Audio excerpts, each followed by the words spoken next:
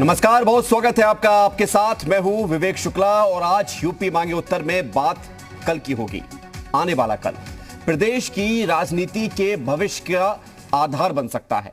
मतलब यह कि कल जिला पंचायत अध्यक्षों के चुनाव परिणाम सत्ता के फाइनल से पहले सेमीफाइनल जैसा होगा और 22 सीटों के परिणाम पहले ही आ चुके हैं। लिहाजा 53 सीटों पर परिणाम कल आएंगे जो ये बताएंगे कि उत्तर प्रदेश में राजनीति का बादशाह कौन है। मुकाबला बीजेपी और सपा के बीच है। बीजेपी का लक्ष्य 65+ है तो सपा का लक्ष्य है कि बीजेपी से ज्यादा सीटें जीतना। खैर, कौन अपने लक्ष्य को पालेगा, कौन नहीं पा पाएगा, कौन उस लक्ष्य से दूर रह जाएगा, इसके लिए आपको शायद 24 घंटे से भी कम इंतजार करना है। और इस बीच जैसा कि हर पंचायत चुनाव में देखने को मिलता है कि सदस्यों को धमकाना, अपहरण, प्रशासन का दुरुपयोग जैसे तमाम आरोप इस बार भी देखने को मिल रहा है। तो सवाल यही है कि यूपी कि सत्ता के सिंहासन का सेमीफाइनल कौन जीतने जा रहा है और पंचायत की ये जंग किसके नाम रहेगी। आज इसी सवाल का उत्तर मांगेंगे, लेकिन उससे पहले आप देखिए ये रिपोर्ट।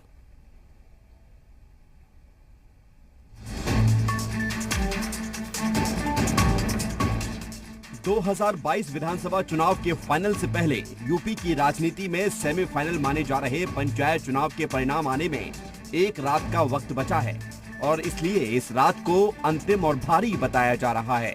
75 जिलों में से 22 में जिला पंचायत अध्यक्षों का चुनाव निर्विरोध हो गया है, जिसमें से 21 सीट पर बीजेपी और 1 सीट पर सपा का प्रत्याशी जीता है। पंचायत चुनाव में इस बार बीजेपी और सपा के बीच ही मुकाबला माना जा रहा है। नामांकन भरने से लेकर नामांकन वापसी तक प्रदेश की राजनीति का पारा खूब गर्म रहा। इस बीच सियासी दलों की टेंशन अपने गढ़ों को बचाने पर भी है। अखिलेश के संसदीय क्षेत्र आजमगढ़ में सपा के उम्मीदवार विजय यादव और भाजपा के संजय निषाद के बीच टक्कर है। मुलायम सिंह के संसदीय क्षेत्र मैनपुरी में सपा और बीजेपी में टक्कर है। यहाँ 30 सदस्यों में से एसपी 13, बीजेपी 8, कांग्रेस 1 और 8 निर्दलीय सदस्य चुनकर आए हैं। आसान नहीं है कांग्रेस की राह। एकमात्र सीट रायबरेली में कांग्रेस को जीत की उम्मीद है। कांग्रेस की प्रत्याशी आरती सिंह के सामने बीजेपी ने निर्दलीय रंजना चौधरी पर भरोसा दिखाया है। यहाँ सपा के 15, कांग्रेस के 12 और बीजेपी के 8 सदस्यों के साथ 17 निर्दलीय सदस्य हैं। बीजेपी ने सीएम योगी की गोरखपुर और पीएम मोदी की वाराणसी जैसी प्रासंगिक सीट पर निर्विरोध जीत दर्ज कर ली है, लेकिन अभी भी मथुरा, अयोध्या, लखनऊ जैसी सीटों पर मुकाबला बना हुआ है। उधर विपक्ष सत्ता पक्ष पर प्रशासनिक पावर का दुरुपयोग कर चुनाव परिणामों को प्रभावित करने और लोकतंत्र की हत्या करने का आरोप लगा रहा है। सत्ता का नंगा नाच भारतीय जनता पार्टी की कार्यशैली बन चुका है। उत्तर प्रदेश के लोगों ने इतनी उम्मीद के साथ उत्तर प्रदेश में जनादेश दिया था भाजपा को, इसलिए कि वो उत्तर प्रदेश के जन कल्याण के लिए कोई काम करेगी। और जिला परिषद के चुनाव में तो सभी ने देखा कि भाजपा सरकार किस तरीके से बेशर्मी पर उतारू है। मुख्यमंत्री जी, अगर आपकी सरकार ने इतने ही अच्छे काम किए होते तो आपको सत्ता का दुरुपयोग नहीं करना पड़ता, उत्तर प्रदेश के लोग जनादेश देते। उत्तर प्रदेश में जिला पंचायत अध्यक्षों के चुनाव में जिस तरह से भारतीय जनता पार्टी की सरकार ने सरकारी मशीनरी का दुरुपयोग किया और डीएमएसपी ने जिस तरह से तांडव किया समाजवादी पार्टी के सदस्यों के ऊपर, जिस तरह से उनके ऊपर मुकदमे ला दिए, उनके घरों के ऊपर बुलडोजर चला दिए गए, ये सरासर लोकतंत्र की हत्या है। और उत्तर प्रदेश में भारतीय जनता पार्टी ने जिला पंचायत अध्यक्ष जिताने के लिए तानाशाही अपना रखी है। इसका जवाब 2022 में जनता वोट के माध्यम से भारतीय जनता पार्टी को हरा के देगी। उधर बीजेपी ने कहा है कि हमने पुरानी परिपाटी को बदलने की कोशिश की है, सभी राजनीतिक दलों को भी साथ आना चाहिए। उत्तर प्रदेश के लिए ये परिपाटी सी बन गई है। हर बार पंचायत के चुनाव में जो निर्वाचित पंचायत प्रतिनिधि हैं, उनका कभी अपहरण किया जाता है, कभी उनको तरह तरह का प्रलोभन दिया जाता है और पंचायत के चुनाव की निष्पक्षता को प्रभावित करने का हर बार प्रयास किया जाता है। हमने इस बार इस अपेक्षा की है, भारतीय जनता पार्टी ने चुनावों की शुचिता बनाए रखने के लिए राज्य निर्वाचन आयोग से भी अपेक्षा की है और हम प्रशासन से भी अपेक्षा करते हैं कि इस चुनावों की पारदर्शिता बनाए रखें। जहां कहीं भी निर्वाचित जो जनप्रतिनिधि आए हैं वो अपनी मर्जी से अपने पसंद का वोट तय करें, अपने प्रतिनिधि को चुनाव जिताएं, अपने पंचायत के अध्यक्ष को चुने। इसमें किसी भी प्रकार का जोर, दबाव और प्रलोभन ये राजनीतिक शुचिता को खराब करता है और सभी राजनीतिक दलों को मिलकर के इसके लिए प्रयास करना चाहिए। उधर मतदान से पहले समाजवादी पार्टी सक्रिय है। हाईकोर्ट में वीडियोग्राफी की याचिका के बाद आज समाजवादी पार्टी का डेलीगेशन कन्नौज के सदस्यों के साथ निर्वाचन आयोग पहुंचा।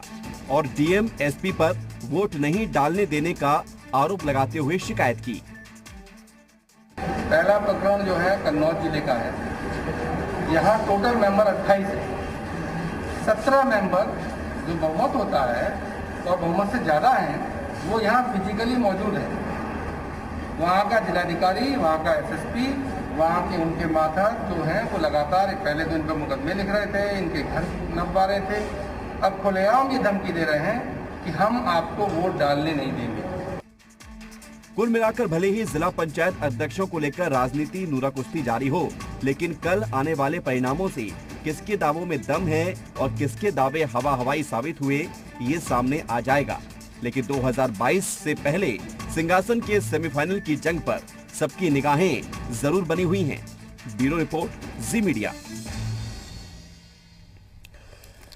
जी हाँ, तो सिंहासन की जंग से पहले सेमीफाइनल पर निगाहें जरूर हैं और सेमीफाइनल का परिणाम तो कल ही सामने आ जाएगा। लेकिन उससे पहले जितनी उम्मीद थी, क्या उस उम्मीद को पूरा कर पाएंगे राजनीतिक दल? चर्चा की शुरुआत करते हैं। समीर सिंह हमारे साथ जुड़ रहे हैं, प्रवक्ता हैं भारतीय जनता पार्टी से। मनोज काका, प्रवक्ता समाजवादी पार्टी से हमारे साथ जुड़ रहे हैं। सचिन रावत, प्रवक्ता कांग्रेस से हमारे साथ जुड़ रहे हैं और वरिष्ठ पत्रकार विजय उपाध्याय जी हमारे साथ जुड़ रहे हैं। बहुत स्वागत आप सभी का जी उत्तर प्रदेश उत्तराखंड में यूपी मांगे उत्तर में। पहला सवाल समीर सिंह आपसे, क्या लग रहा है 65+ का जो लक्ष्य बीजेपी लेकर चली थी, उस लक्ष्य की प्राप्ति हो जाएगी? क्योंकि आरोप तो ये लग रहे हैं कि बीजेपी प्रशासनिक पावर का दुरुपयोग कर रही है, लोकतंत्र की हत्या की जा रही है सरकार के द्वारा। नहीं, देखिए विवेक जी, कभी भी भारतीय जनता पार्टी ने 2017 में सरकार बनाने के बाद आज तक 4.5 साल के अंदर कभी भी हमने सत्ता का दुरुपयोग किसी के लिए नहीं किया। माननीय मुख्यमंत्री जी ने सदैव पहले दिन से शपथ लेने के बाद ये कहा कि उत्तर प्रदेश के 23 करोड़ की जनता की हिफाजत और लोकतांत्रिक मर्यादाओं को स्थापित करना और उत्तर प्रदेश में कानून का राज स्थापित करना हमारी प्राथमिकता में है और उस पर उन्होंने काम किया। और काम करते हुए हम आज उत्तर प्रदेश को विकास के रास्ते पर, उत्तर प्रदेश को तरक्की के रास्ते पर, उत्तर प्रदेश के अंदर जो लोकतंत्र का गला पिछली सरकारों ने घोटा था, हमने उसको बहाल किया और आज उत्तर प्रदेश के अंदर स्वस्थ लोकतंत्र है। उसका मैं प्रमाण दे दूं। उत्तर प्रदेश के अंदर आज अखिलेश यादव जी जो प्रश्न चिन्ह खड़ा कर रहे हैं, उससे मैं पूछना चाहता हूं, 2019 में लोकसभा का चुनाव हुआ था, सपा बसपा मिल के लड़ी थी, बुरी तरह पराजित हो गई थी। एक आरोप भी लगा दें कि 2019 में कहीं हमने सत्ता का दुरुपयोग किया था और वो निर्वाचन आयोग की सीढ़ी चढ़ के गए थे। दूसरा, 2020 में बाई इलेक्शन 6 विधानसभाओं का हुआ था, कोरोना के पहले लहर के बाद दूसरी लहर के बीच में 6 सीटों में हम 5 सीट जीतने में कामयाब हुए, 1 सीट समाजवादी पार्टी जीती। एक एप्लीकेशन भी उन्होंने सत्ता के दुरुपयोग का निर्वाचन आयोग को नहीं दिया। 4.5 साल तक आप घर में बैठे रहे, आपको लगता था कि उत्तर प्रदेश के अंदर विकास नहीं हो रहा है, आपको लगता था कि उत्तर प्रदेश के अंदर चुनावों में नई नौबत आई होगी। लेकिन जब अब तो डेलीगेशन जा रहा है निर्वाचन आयोग के पास, कह रहे हैं कि एसपीडीएम वोट नहीं डालने देना चाहते हैं। नहीं विवेक जी, इसी नाते तो मैं कह रहा हूं कि जहां दुरुपयोग करना था वहां हमने किया नहीं। आज पंचायत चुनाव के अंदर हम क्यों दुरुपयोग करेंगे? सदस्य हमको वोट दे रहे हैं, सदस्य जहां आपके पास था आपने निर्विरोध, आप इटावा के अंदर हमारे पास संख्या नहीं थी, हम नहीं लड़ाए, आपने निर्विरोध करा लिया। तो मैं पूछूं क्या दुरुपयोग इटावा के अंदर नहीं हुआ? डीएम एसपी इटावा के अंदर नहीं थे? जहां जिसकी संख्या है, जिसका समर्थन है, वो वहां निर्विरोध हुआ और आगे तो लक्ष्य की प्राप्ति हो रही है। समीर सिंह जी 30 सेकंड में जवाब दीजिए, फिर मनोज काका जी के पास जाऊंगा। लक्ष्य की प्राप्ति हो रही है 65+ की या कुछ कमी रह जाएगी? नहीं, बिल्कुल 65+ तो हमने अपनी गणना पर कहा है, लेकिन हमको लगता है कि हम 70 के पार जाएंगे। 70 पार? मनोज और काका मेरा जी, ये विश्वास है कि उत्तर प्रदेश के अंदर 75 जिले हैं, हम 70 के आसपास सीटें जीतने में कामयाब होंगे, बड़े विश्वास के साथ। ठीक है मनोज काका जी, आपका विश्वास क्या कहता है? समाजवादी पार्टी क्या सोच रही है? 22 सीटें आगे हैं, 21 बीजेपी आगे और 1 पर समाजवादी पार्टी आगे है। विवेक जी, बहुत विनम्रता से कहना चाहूंगा, कि राजा ने बोला रात है, मंत्री ने बोला रात है, सबने बोला रात है और ये सुबह सुबह की बात। लोकतांत्रिक मूल्यों की वो लोग क्या बात करेंगे। आप अभी अपने कार्यक्रम के शुरुआती संदर्भ में आपने ठीक दिखाया कि कन्नौज के संबंध में हमारा डेलीगेशन एमएलसी साहब लेके गए हुए थे। जब 28 की संख्या हो और 17 हमारे साथ हो, 17 जब हमारे साथ निर्वाचन आयोग के दरवाजे पे चले गए तो उनके फिजिकल उपस्थिति से बड़ी तो कोई उपस्थिति नहीं हो सकती। ये आप भी समझ रहे हैं। तो आप समझ रहे हैं क्या हो रहा। आपको मैं जिले वाइज बता रहा हूं, थोड़ा तफसील से सुनिएगा। सिद्धार्थनगर में हमारे लोगों के घर गिराए गए, हमारे लोगों पर मुकदमा हुआ। देवरिया में अभिजीत यादव से लेकर पीड़ित तिवारी, एक गरीब ब्राह्मण का लड़का, उसके पर एफआईआर हो रहा है, लोगों को उठाया जा रहा है। गोरखपुर उनके मुख्यमंत्री का गृह जनपद है, वहां क्या हो रहा है। तो जो लोग हमेशा से लोकशाही का गला घोटे हों, जो लोग इसको मानते हो कि हम तो लोकतंत्र, ये बीजेपी है, आरएसएस ने ये तब से जब लोकतंत्र की लड़ाई हिंदुस्तान में लड़ी जा रही थी तो उस समय भी गोलवरकर ने कहा कि नहीं, हम लोकतंत्र की लड़ाई नहीं लड़ रहे। यही आरोप तो आपके ऊपर लगते थे जब आपकी सरकार थी। अब मैं विवेक भाई बहुत विनम्रता से कह रहा हूं, सुन लीजिए। और मैं प्रमाण के साथ आपसे बता रहा हूं, सोनभद्र एक जिला है जहां की बीजेपी के लोग अपने एक अपराधी का साथ लेकर के वहां अपराधी को टिका करके चुनाव जीतना चाह रहे हैं। बनारस में जबरदस्ती हमारे लोगों का पर्चे निरस्त कर दिए गए। हमारे जनपद में, जहां से आपसे बात कर रहा हूं, खेतों में, खलिहानों से, वो हमारे जनपद में भी यही हाल है, चंदौली में। तो अगर देखिए, जिला पंचायत अध्यक्ष का तो जो निर्वाचन होता है जिला पंचायत के सदस्य करते हैं। और आपके जनमुखी मंच ने भी और कई सारे अखबारों ने, टेलीविजन ने, और सबने जो देखा कि जो कोरोना की दुर्व्यवस्था थी, जो मां गंगा में लाशों के बहने पे भी जो लोग मर्माहत नहीं हुए, उस पर भी योगी जैसे लोग इसी सवाल के साथ सुन लीजिए विवेक जी, खत्म कर रहा हूं। उन लोगों को जब सबसे ज्यादा संख्या समाजवादी पार्टी के सदस्यों की है, तो क्यों जबरदस्ती और क्यों शासन का दुरुपयोग करके हमारे लोगों को डराया धमकाया जा रहा है। और आज आपने देखा होगा, हमारे यहाँ के कैबिनेट मिनिस्टर हैं महेंद्र पांडे जी, माननीय महेंद्र पांडे जी, उन्होंने क्या बयान दिया। उपेंद्र तिवारी ने क्या बयान दिया। लोगों के माँ बहन बेटी पे जा रहे हैं। बीजेपी वालों से कहना चाहूंगा कि माँ बहन बेटी दूसरे की भी अपनी होती है। कम से कम दूसरे की माँ बहन बेटियों की अगर लाज नहीं है तो अपने बहन बेटियों को देख करके भी कम से कम मर्यादा सीखो और भाषाई मर्यादा का पालन करना चाहिए। लेकिन मनोज काका जी, वापस अगर मुद्दे पर आए, एक सवाल के साथ बहुत संक्षेप में जवाब मांगूंगा मैं आपसे इसका। जी, आपने कहा कि अगर प्रशासन का दुरुपयोग है, समीर सिंह जी आऊंगा मैं आपके पास, आप ही को जवाब देना है। लेकिन सवाल यही है कि आपके अपने लोग आपका साथ छोड़ जाते हैं। 3 से 4 सीट ऐसी हैं जहां पर आपके प्रत्याशी एन मौके पर पाला बदल गए, अपना पर्चा वापस ले लिया। तो ये कौन लोग हैं? आप अपने लोगों को भी तो संभाल पा रहे हो? ये देखिए, वो जो आपने सवाल किया एकदम वाजिब है। जहां भी हमारे लोगों को इतना, आप भी समझ रहे हैं कि डिस्ट्रिक्ट मजिस्ट्रेट और कप्तान की नियुक्ति कौन करता है?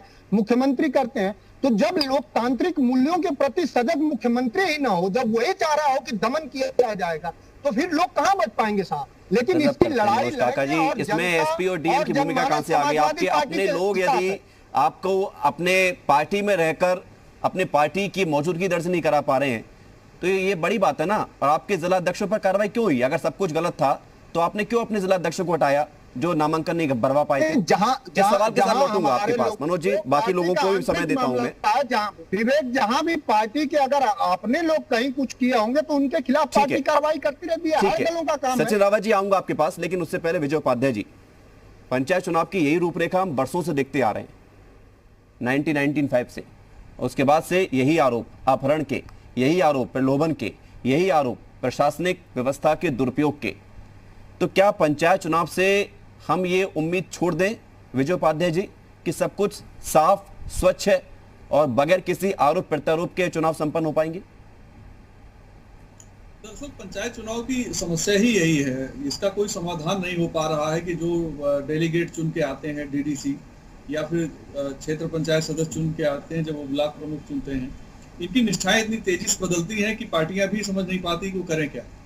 और सत्ता के साथ और जो अध्यक्ष बनना चाहता है वो भरपूर पैसा खर्च करता है, उसमें कोई लिमिट नहीं है, न कोई जांच है, न कोई रोक टोक है। 30 लाख 25 लाख एक गाड़ी और क्या क्या लुभावनी चीजें दी जाती हैं। और उसी तरीके से चल रहा है 95 से लगातार। और एक भी जिले में आप जाइए 30 करोड़ रुपए का सालाना बजट है, काम इनका क्या होता है कोई जानता ही नहीं। तो दबा के कमीशनबाजी होती है। ये पंचायत तो वास्तव में भ्रष्टाचार का अड्डा है, इसीलिए चुनाव को लेके इतना विवाद है। तो इसका उपाय क्या है? देखिए, उपाय तो सभी पार्टियों को मिलकर सोचना पड़ेगा, क्योंकि इनका कोई पॉलिटिकल रोल है नहीं। जिले के डेवलपमेंट में जो सारा पैसा होता था पंचायतों को दे दिया गया। वहां अधिकारी कमीशन खाते थे, जितना उसका 3 गुना जनप्रतिनिधि कमीशन खा रहे हैं। तो ये एक बहुत चिंता की बात है। इसका कोई एक निश्चित तौर पे समाधान होना चाहिए। सारी पार्टियां मिलें और कोई सरकार इसके लिए पहल करे। मैं तो 95 से देख रहा हूँ, कोई सरकार पहल नहीं कर रही, लेकिन करना चाहिए। जो पंचायत के सदस्य और अध्यक्ष अभी हैं, अगर सरकार बदली तो वो दूसरी सरकार के साथ चले जाएंगे। तो इनकी कोई निष्ठा नहीं होती है, न इनका कोई कमिटमेंट होता है, न डेवलपमेंट के लिए और न जनता के प्रति। तो फिर इसको लेकर इतनी लड़ाई क्यों रहती है? क्या 2022 में चुनाव में इसलिए इतना महत्वपूर्ण है? देखिए, समाजवादी पार्टी 62 सीटें जीती थी 15 में, विधानसभा उतनी भी नहीं जीत पाई। इसके पहले बसपा के साथ यही घटना हुई थी। बसपा ने ढेर सारी सीटें जीती, लेकिन विधानसभा में साफ हो गई। तो इसकी जीत का कोई मायने नहीं है विधानसभा में। लेकिन पार्टियों को लगता है कि हमारा सहकारिता में, पंचायत में, विधानसभा में, लोकसभा में, नगर पालिकाओं में हमारी पार्टी का दबदबा होना चाहिए। लेकिन विकास में और अपने लोगों के चलते ये सारी चीजें नजर आती है। सचिन रावत जी, कांग्रेस का कोई स्टैंड था इन पंचायत चुनाव को लेकर? कोई लक्ष्य था सचिन रावत जी? और उस लक्ष्य की कितनी प्राप्ति हो सकती है, क्या लगता है? देखिए विवेक जी, जहां तक जिला पंचायत अध्यक्ष का कल चुनाव होने वाला है और स्पष्ट तौर पे उत्तर प्रदेश की जनता ने देखा कि जिस तरह से भारतीय जनता पार्टी ने लोकतंत्र की हत्या की।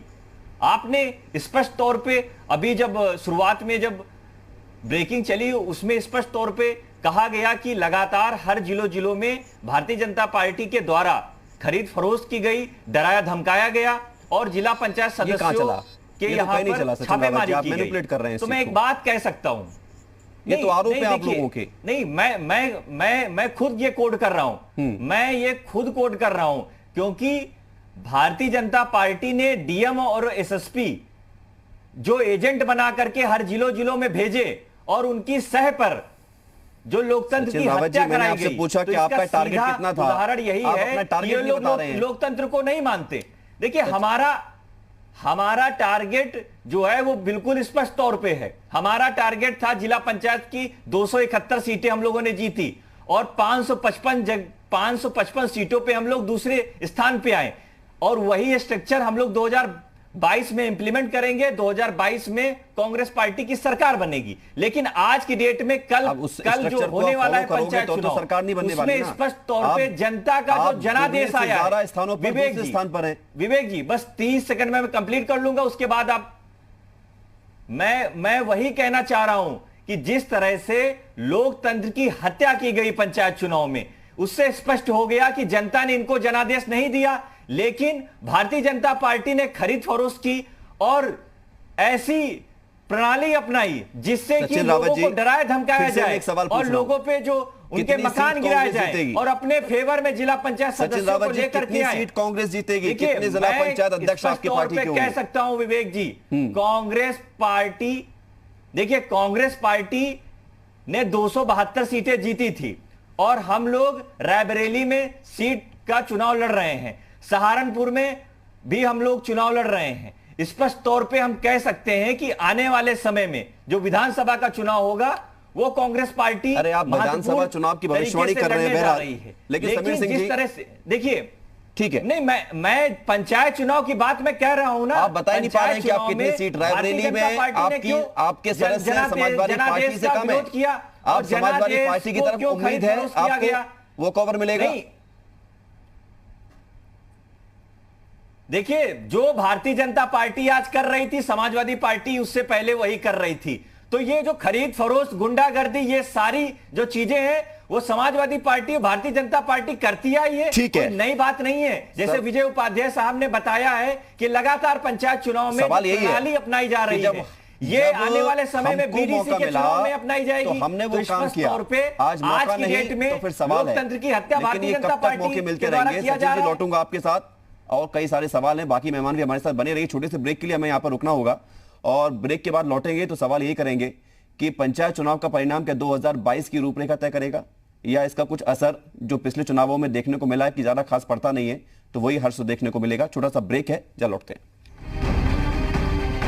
जिला पंचायत अध्यक्ष पद पर जो 53 सीटें बाकी बची हुई हैं उन पर परिणाम आएंगे। पहले मतदान होगा, फिर मतगणना होगी, लेकिन उससे पहले राजनीति, आरोप, तमाम तरह के गंभीर आरोप जो जिला पंचायत चुनावों में अक्सर लगते रहते हैं सत्ताधारी दल पर, वो लग रहे हैं इस बार। लेकिन सवाल यही है कि पंचायत चुनाव में स्वच्छता कब आएगी और इन पंचायत चुनाव के परिणाम का असर क्या होगा।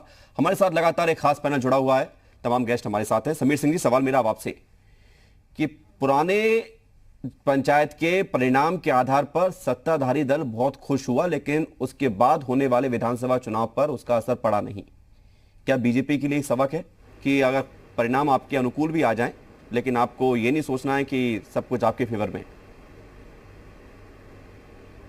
नहीं, देखिए विवेक जी, मैंने पहले भी कहा, पर आपकी डिबेट के प्रारंभ में भी कहा कि 2017 के बाद 2019 की लोकसभा सपा बसपा गठबंधन मिल के लड़ी थी। बहन मायावती जी का पैर तक छुआ मंच पर डिंपल बहन या डिंपल यादव ने, अखिलेश यादव जी मंच पर थे, लेकिन कन्नौज की सीट नहीं जीत पाए। सपा बसपा दोनों हाशिए पर आ गए। 2020 में बाई इलेक्शन हुआ, समाजवादी पार्टी कहाँ खड़ी है ये समाजवादी पार्टी नहीं बताती है। एक सीट जीत पाई, देवरिया की सीट पर सेकेंड पोल की, और बाकी जगह तीसरे और चौथे नंबर की पार्टी। जी बस आपके पास जाऊंगा। दूसरी बात कहता हूँ, विजय जी को आगे हाँ, थोड़ा उनका साउंड बंद कर दे, हमारी बात पूरी हो जाए तो बोले तो अच्छा रहेगा। साउंड आ ही नहीं रहा। देखिए विवेक जी, विजय जी अच्छी बात कर रहे थे कि पंचायत के अंदर भ्रष्टाचार को खत्म करना चाहिए, जिसकी शुरुआत माननीय योगी जी ने की। योगी जी ने दो निर्णय लिया। एक तो निर्णय लिया कि पहले यह परंपरा थी कि पंचायत के अंदर जिला पंचायत अध्यक्ष के यहाँ और ब्लॉक प्रमुख ब्लॉक में जिसके रजिस्ट्रेशन होते थे वही वहां काम कर सकता था।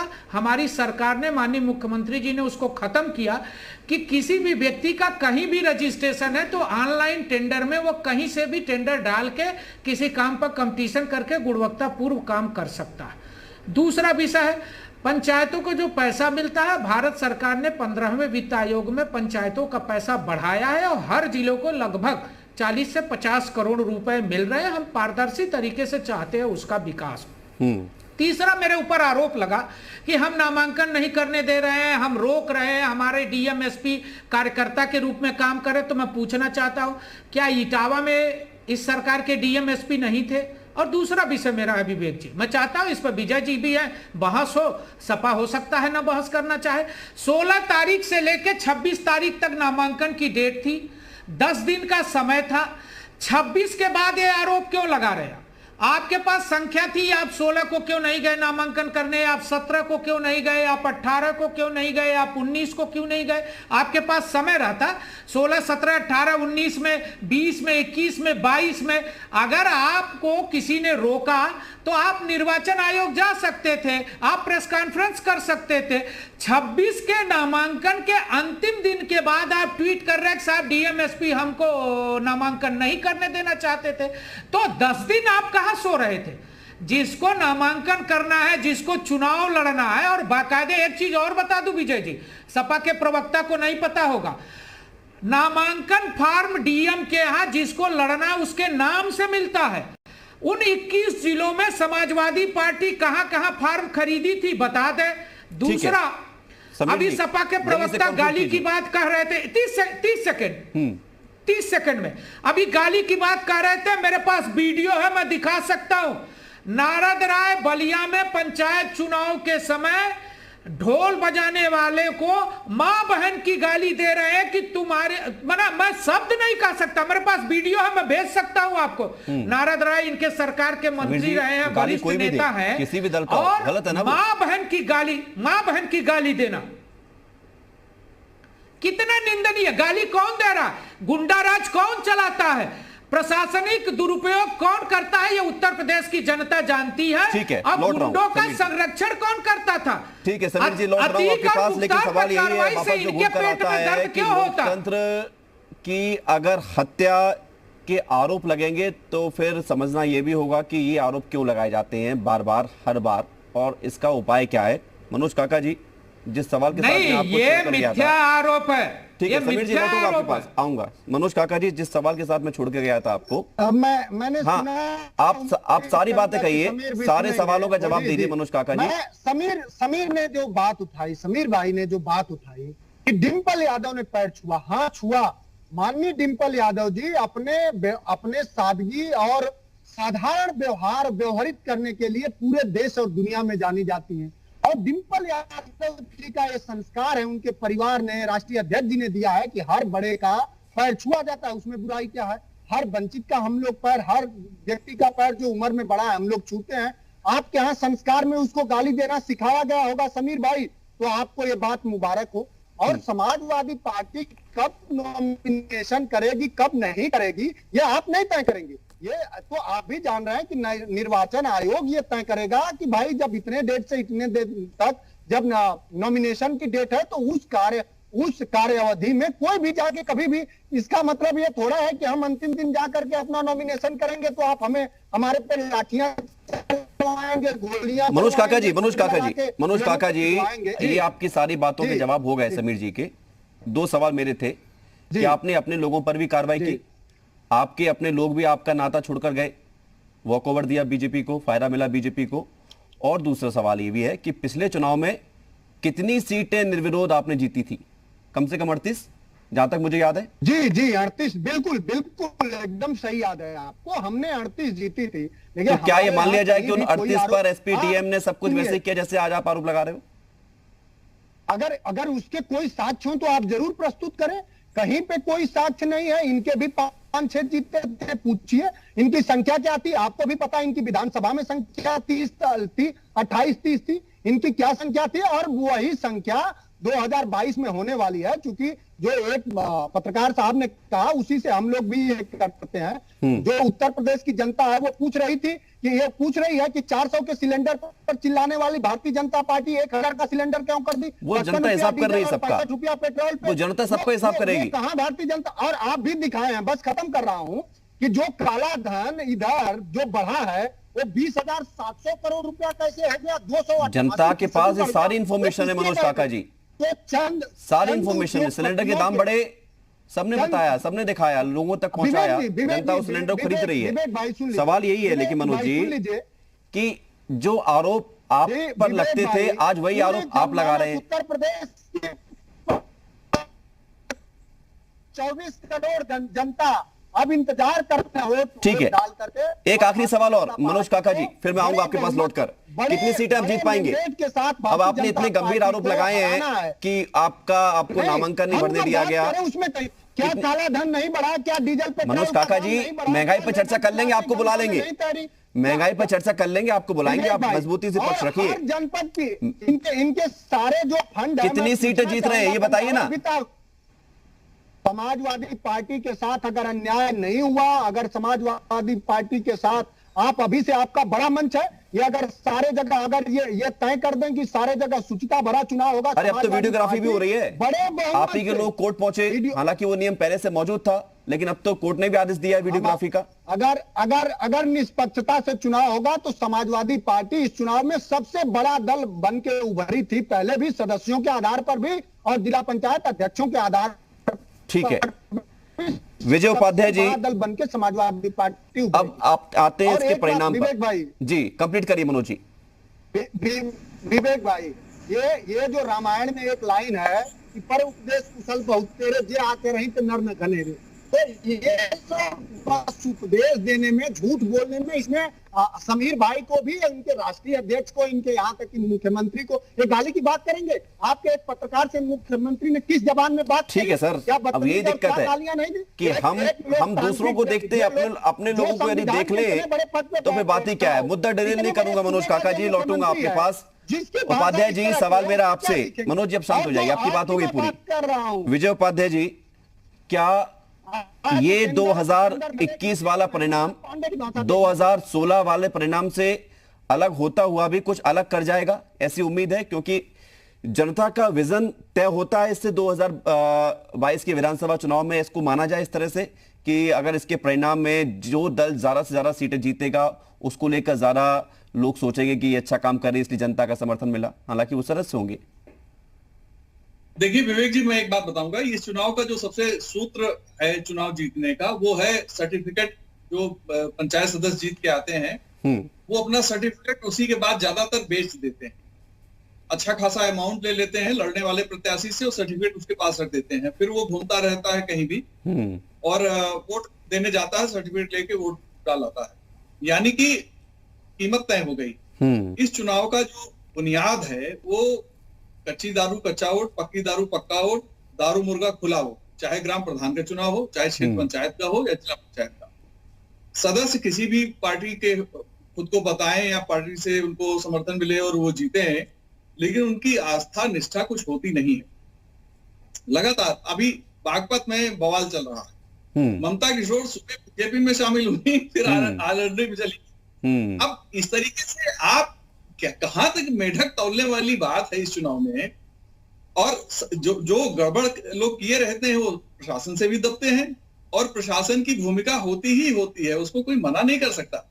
आप ये पंचायत का पूरा चुनाव है, इसमें भूमिका होती ही होती है जब तक वोट नहीं पड़ जाता। जैसे डेलीगेट आ जाते हैं भूमिका शुरू हो जाती है। तो इस चुनाव में सर्टिफिकेट बिक गई है।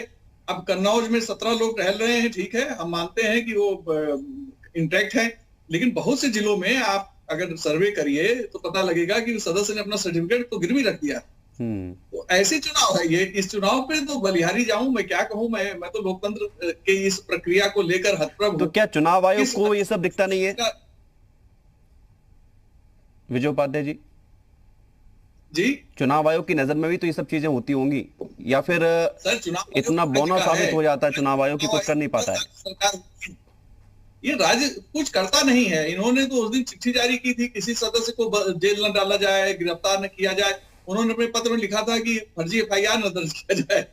अब ये चुनाव आयोग है, क्या कहें, एक सूची हम लोगों के पास आई, उसमें कुछ था, बाद में दूसरी सूची आई, उसमें कुछ था। तो विजय उपाध्याय जी, यानी कि आप फिर ये पंचायत चुनाव जो मुख्य चुनाव माना जाता है और बड़ा जमीन से जुड़ा हुआ चुनाव माना जाता है, खासतौर से जिला पंचायत अध्यक्ष को लेकर ये सारी नूरा कुश्ती होती है, प्रधानी के और क्षेत्र अधिकार के इस पे इतना ज्यादा लोड नहीं होता है।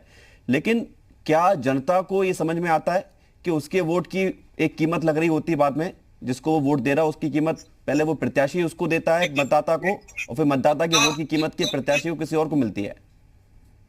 देखिए, प्रधान के चुनाव में जनता पैसा चलता है, जो खूब खर्च करता है, गिफ्ट देता है, वो जीता है। उसके बाद जानते हैं क्या करता, वो जब प्रधानमंत्री आवास समीर की पार्टी भेजती है तो उसमें से कमीशन खाने की कोशिश करता है।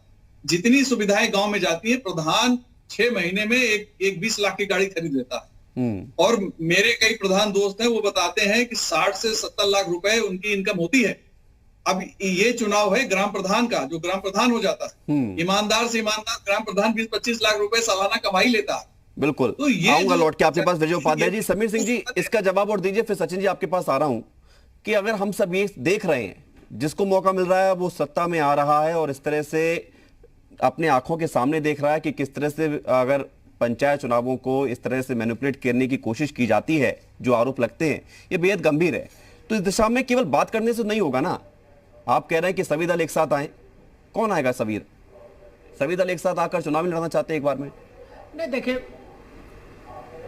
देखिए विवेक जी, मैं 2 चीजें कहना चाहता हूँ। एक तो हमारे वरिष्ठ पत्रकार हैं विजय जी, इनके पास जानकारी कहाँ से आती है, मैं उनके जानकारी को नकारता नहीं हूँ, क्योंकि पत्रकार हैं, स्वाभाविक रूप से कहीं से इनको जानकारी आई होगी। लेकिन मैं कुछ उदाहरण देना चाहता हूँ। यही पीसीसी पंचायत चुनाव में बहराइच के अंदर एक 25 साल की बहन, जिसकी माने हम समझते हैं कि माली हालत सदस्य भी लड़ने के लायक नहीं थी, वो सदस्य बनी और जिला पंचायत अध्यक्ष बन गई।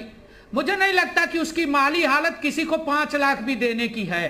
और बहराइच जिले के अंदर वो जिला पंचायत अध्यक्ष बन गई और निर्विरोध बन गई। तो ये विजय जी के पास मैकेनिज्म होगा भ्रष्टाचार का, मेरे पास नहीं है। हमें लगता है कि इस पर भी विचार करना चाहिए।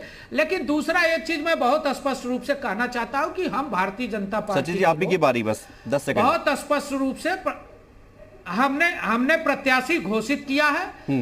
हम अपने जीते सदस्यों और लोगों के समर्थन के आधार पर चुनाव लड़ रहे हैं। अभी मनोज काका जी कह रहे थे कि हम पंचायत जीत गए। भाई मैं पूछना चाहता हूं अखिलेश यादव की समाजवादी पार्टी उत्तर प्रदेश के अंदर कितने सीटों पर लड़ी, ये मनोज काका नहीं बता सकते। इनके प्रदेश अध्यक्ष ने एक भी सीट घोषित नहीं किया और कहते उत्तर प्रदेश में हमको बहुमत मिल गया। आजमगढ़ में ये कितनी सीट जीते ये नहीं बताते हैं। गोरखपुर में कितने पर लड़े ये नहीं बताते हैं। ये नहीं बताते, ये बताते सब हम ही जीत गए। ठीक है, ठीक है, आप बताते रहिए, आप बताते रहिए। आप ये बता, घोषित किसने किया था? अरे आप बताओ ना, आप बताओ ना, आपके प्रदेश अध्यक्ष ने कितनी सीटें घोषित की? आपके प्रदेश अध्यक्ष ने कितनी सीटें घोषित की उत्तर प्रदेश में? संख्या बता दो।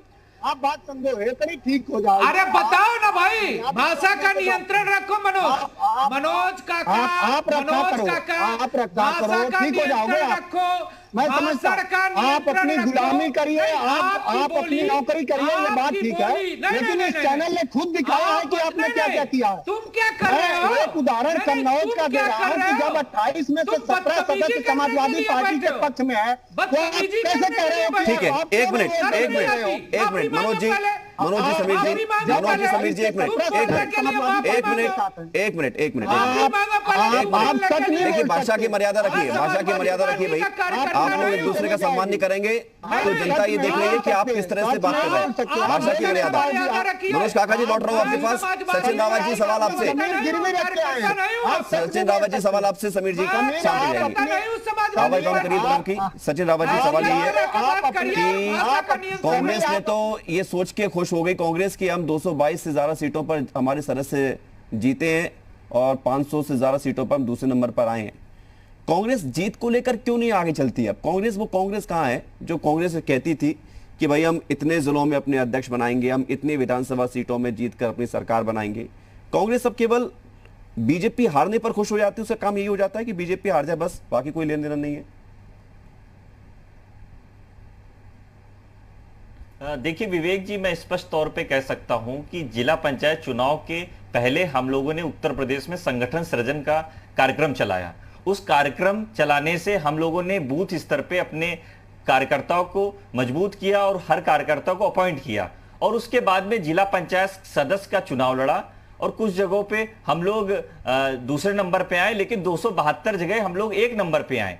लेकिन जिस तरह से लगातार भारतीय जनता पार्टी को 4.5 साल के बाद जनता ने नकारा, अब ये लोग चुनाव भी नहीं जीतते और सत्ता के सह पे, गुंडागर्दी के सह पे आप जिला पंचायत अध्यक्ष कैसे बनवा लेते? ये सबसे बड़ा प्रश्न चिन्ह है। आज जैसे विजय उपाध्याय ने बहुत सारी चीजें बता दी, मैं यही कहना चाहूंगा कि भारतीय जनता पार्टी का चेहरा सिर्फ भ्रष्टाचारी है और ये लोग हमेशा झूठ घसोट करते आए हैं। आज की डेट में 10 सेकंड में सवाल का जवाब दीजिए कि राहुल गांधी ने खट पंचायत की थी, गांव जाकर प्रियंका गांधी ने अपनी कोशिश की कि टीम को मजबूत करके गांव में अपनी पहचान बनाई जाए और गांव में लोगों को अपनी पार्टी में उसके विचारों से जोड़ा जाए। वो सारी कवायद तो फेल हो गई। आप एक जगह पर भी अपने दम पर जिला पंचायत अध्यक्ष बनाने की सूरत में है क्या? हाँ या ना में जवाब दीजिएगा बस केवल।